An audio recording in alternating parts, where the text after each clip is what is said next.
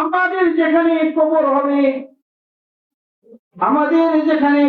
হবে, ওই কবর আল্লাহকে বলে, আল্লাহ আমার অংশটাকে আমার নিকটে কখন পাঠাই দিবা? হায় আল্লাহ, আমার অংশকে আমার নিকটে কখন পাঠাই দিবা? আল্লাহ বলেন, আর কিছুদিন, আর কিছুদিন।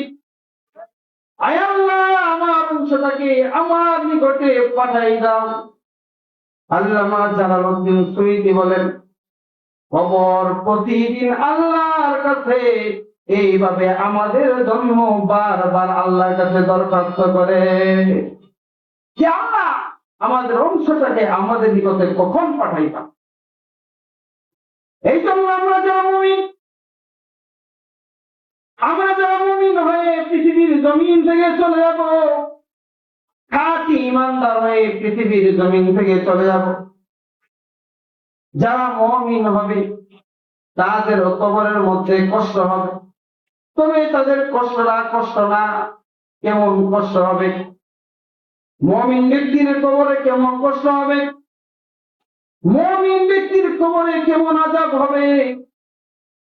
মুমিন ব্যক্তির কবরের আযাবের ধরন, মুমিন ব্যক্তির কবরের আযাবের কারণ, মুমিন ব্যক্তির কবরের আযাবের পিছনের রহস্য উন্মোচন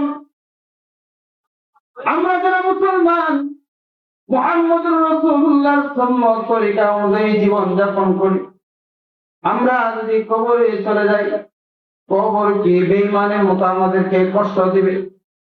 নাফরমানের মতো কষ্ট দিবে না। কবর নাফরমানের মতো বেঈমানের মতো আমাদেরকে কষ্ট দিবে না। মুমিন ব্যক্তি যখন কবরে চলে যাবে, বিসমিল্লাহি ওয়া আলা মিল্লাতি রাসূলিল্লাহ বলে রাখবে, মাটি দেওয়া হবে, দাফন করা হবে, উপরে মাটি দেওয়া হবে। তখন মুমিন ব্যক্তিকে এমন কষ্ট দেওয়া হবে, দুই সাইড থেকে মাটি আসবে, তবে এমন চাপ দিবে না এক হাড়ের সাথে আরেক হাড় ভিতরে ঢুকে যাবে।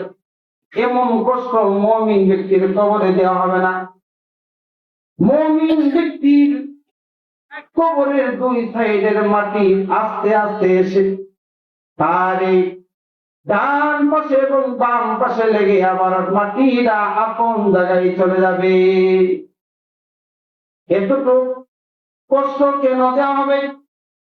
মুমিন পৃথিবীর জমিনে তার অজান্তেই কোনো গুনাহ করে থাকে, অন্যায় করে থাকে, অপরাধ করে থাকে। অন্যায় করার কারণে, অপরাধ করার কারণে কবরের মধ্যে মুমিনকে শুধু এতটুকু কষ্ট দিবে। এই কষ্ট দেওয়ার আরেকটা কারণ কি? এর পিছনের রহস্য কি? আপনার একজন ছেলে 10 বছর হয়েছে বিদেশ চলে গেছে, 10 বছর হয়েছে বিদেশ চলে গেছে। 10 বছর পরে ওই সন্তান মায়ের কাছে আসে। মায়ের কাছে আসার পরে বলেন, মা যখন এই ছেলেকে পাবে, এই ছেলেকে কিংবা চাপ দিয়ে ধরবে, মা ছেলেকে চাপ দিয়ে ধরবে কষ্ট দেওয়ার জন্য নাকি ভালোবাসা দেওয়ার জন্য? মা ছেলেকে চাপ দিয়ে ধরবে কষ্ট দেওয়ার জন্য না ভালোবাসা দেওয়ার জন্য? কষ্ট দেওয়ার জন্য না ভালোবাসা দেওয়ার জন্য?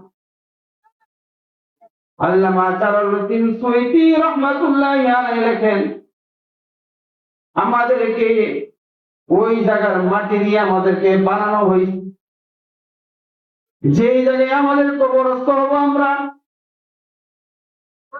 মাটি থেকে আমাদের বিচ্ছিন্ন ছিল দীর্ঘ মুহূর্তের জন্য। মা যেমন ছেলেকে দীর্ঘ সময়ের পরে পাওয়ার পরে এভাবে চাপ দিয়ে ধরে আদর দেওয়ার জন্য, ভালোবাসা দেওয়ার জন্য, মহব্বত করার জন্য, ঠিক তেমনি ভাবে আমরা যদি মুমিন হয়ে কবরের মধ্যে যাই, ওই মায়ের মতো ভালোবাসা দিয়ে কবর আমাদেরকে জড়িয়ে ধরবে। বলেন সুবহানাল্লাহ। মা ছেলেকে কষ্ট দেয় না, কবর আমরা মুমিন হওয়ার কারণে কবর আমাদেরকে কষ্ট দিবে না, ভালোবাসা দিয়ে জড়াই ধরবে আর বলবে তুমি আমার থেকে এত বিচ্ছিন্ন ছিলা, আমি বারবার তো আমার রবের কাছে প্রার্থনা করেছি। এই জন্য আমরা মুমিন হয়ে কবরে যেতে চাই। তো মুমিন হয়ে যদি কবরে যেতে না পারি, তাহলে আমাদের মতো কপাল পড়া মুসলমান আর নাই। আমাদের মতো কপাল পড়া মুসলমান